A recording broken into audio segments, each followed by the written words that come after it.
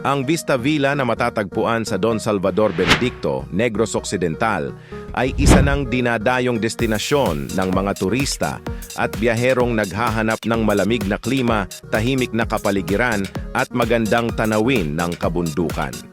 Sa pagpunta rito, sasalubong sa mga bisita ang napakagandang tanawin na nagbibigay ng kakaibang pakiramdam ng kapanatagan at pagre-relax.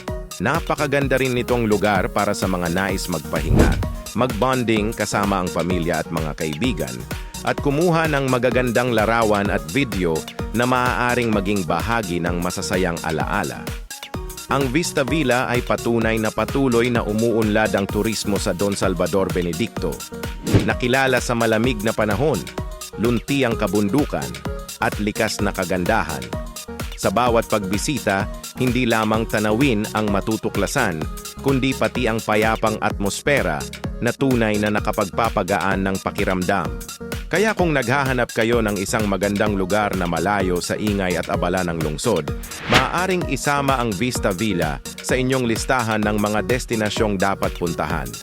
Isang lugar na sulit bisitahin at balikan dahil sa ganda ng tanawin, lamig ng klima at kakaibang karanasang hatid ng kabundukan ng Don Salvador Benedicto.